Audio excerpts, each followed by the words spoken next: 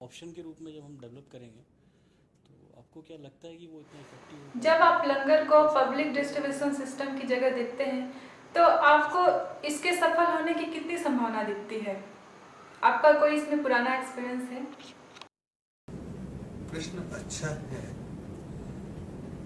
और जहां तक मेरा अनुभव जाता है और शायद आपका भी, जहां सहभागिता होती है, कॉपरेशन होता है, वो चीजें ज्यादा अच्छी चलती हैं बजाय उसके कि कोई एक आदमी दे और सब बांटे।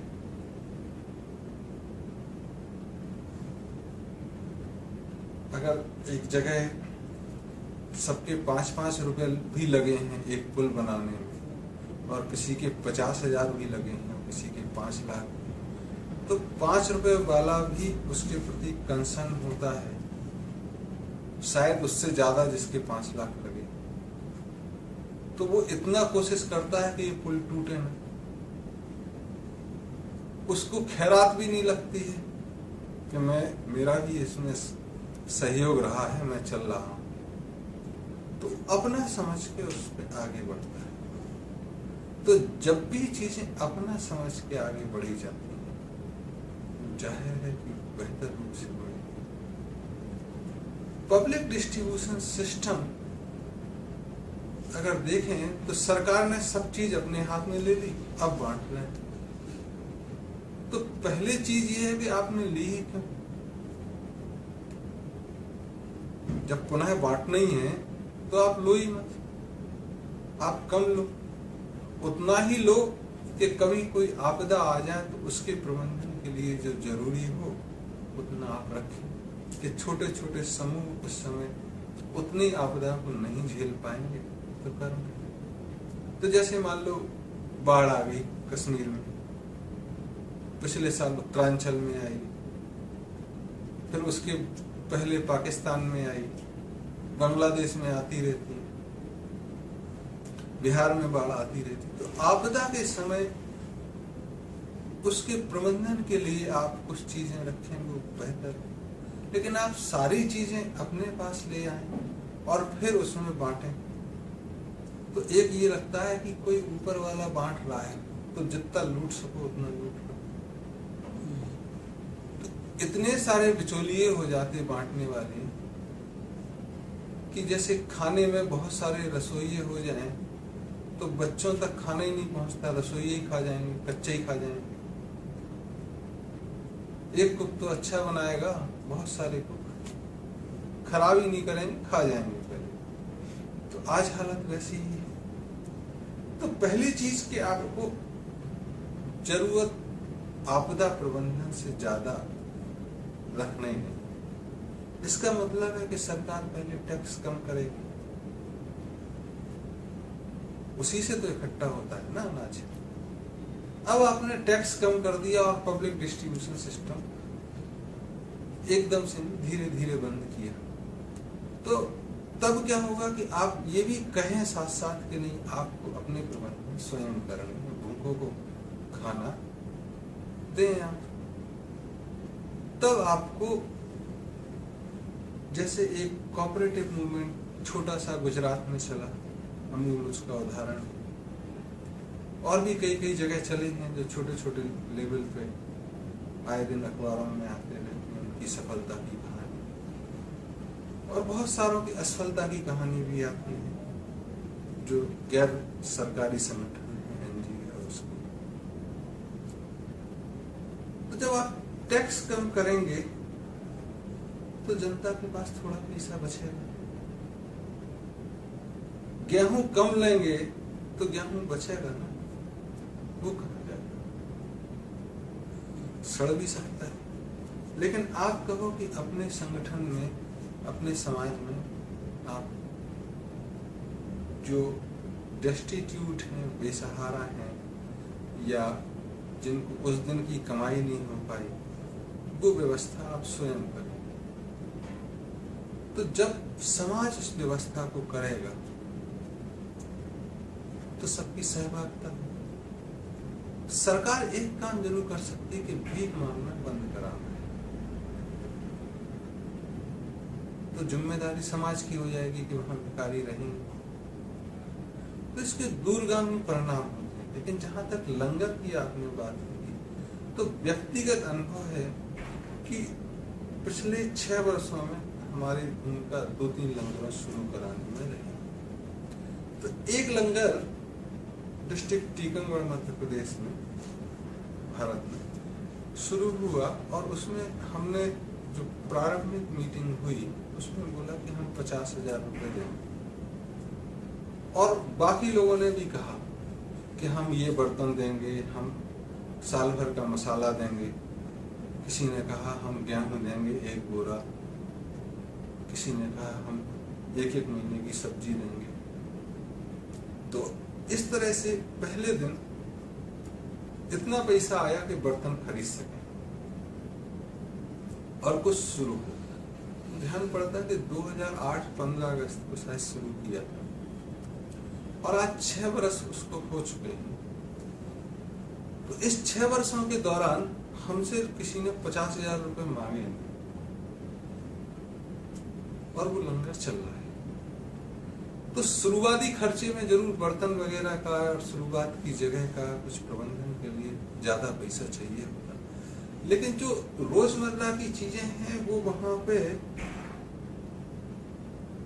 किसी की बर्थडे है, किसी की माँ की बरसी है, पिता की बरसी है, श्राद्ध का महीना है, या किसी की वैसे ही इच्छा हुई कि समाज में खिला दें, आज बच्चे का स्कूल में फर्स्ट आया है। तो इस तरह से जो खाना चल रहा है वो पिछले 6 वर्षों से चल रहा है। उसमें एक बार और भी ऐसा आया कि एक सज्जन उसमें थोड़े ज्यादा पैसे देते थे, कमाई ज्यादा हो जैसी। एक बार उन्होंने कहा कि यार हम कब तक पैसे देंगे, तो मेरा था कि लंगर बंद कर देते। तो जब हमने लोगों से चर्चा की वहां पे, तो उनका कहना, क्या इनके पैसे से लंगर चल रहा अकेला? ये दे रहे थे इसलिए इनसे ले रहे थे, लंगर तो हमारे समाज का है, हम चला रहे हैं ना, तो हम सब कंट्रीब्यूट कर लेंगे। और उस दिन 60 सदस्य बने जो एक नियमित राशि हर महीने देते हैं, और उस राशि से वो बैंक बैलेंस की तरह ही है, क्योंकि खाने का तो पैसा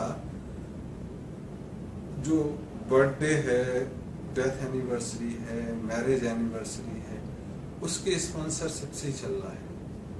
और वहां लंबे समय में ये हुआ कि जो डेस्टिट्यूट हैं वही खा रहे हैं। तो शुरुआती रूप में जरूर कुछ लोग भीड़ बढ़ी कि चलो फ्री में खाना मिल रहा है। तो रोज खाना जब मिला तो उन्होंने कहा तुम्हारे घर तो खाना है क्या, ये फालतू का नहीं है, घर में खाया करो। और उसको भी शर्म आती है कि रोज रोज कौन खाए।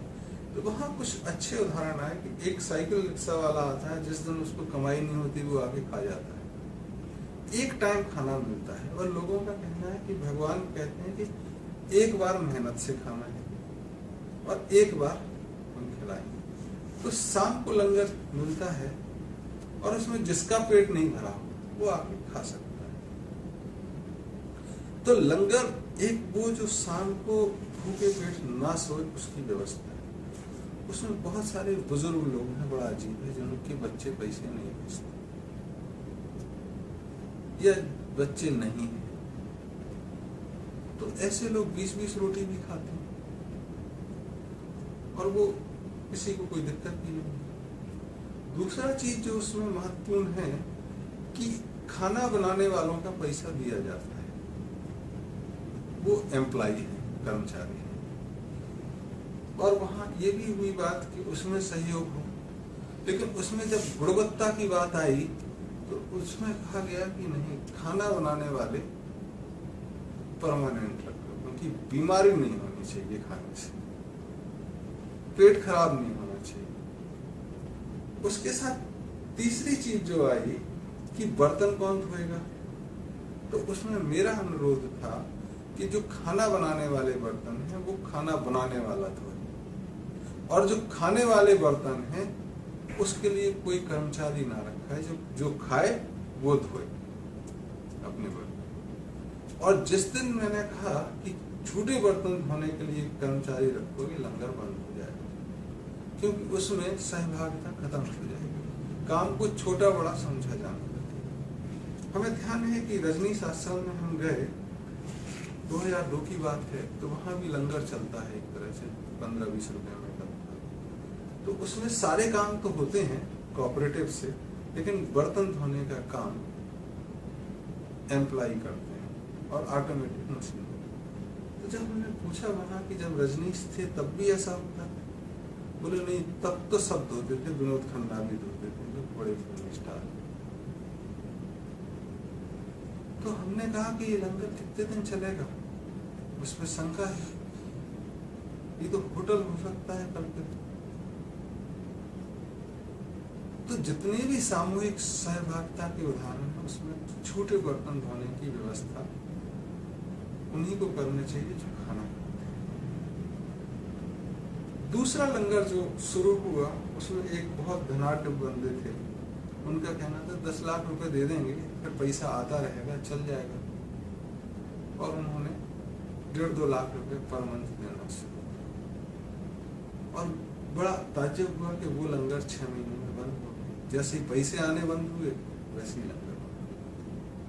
बहुत सारे वैष्णो देवी पे चल रहे थे, वो भी बंद हुए। उसमें बहुत रईस लोगों ने चलाए थे, वो नहीं चले। तो जो समाज सहभागिता से चलाएगा वो चलेंगे, वो चाहे मस्जिद में कुरान खानी के नाम से चले, गुरुद्वारा में लंगर के नाम से चले, मंदिरों में अन्नकूट के नाम से चले, या चर्च में चले, जहां भी चले उसमें समाज की सहभागिता होनी चाहिए। क्योंकि खाने वाले को ऐसा नहीं लगना चाहिए कि वो भिखारी है। जैसे ही अनुभव आया कि भिखारी है तो सामान्य जन का वहां जाना बंद हो जाता है।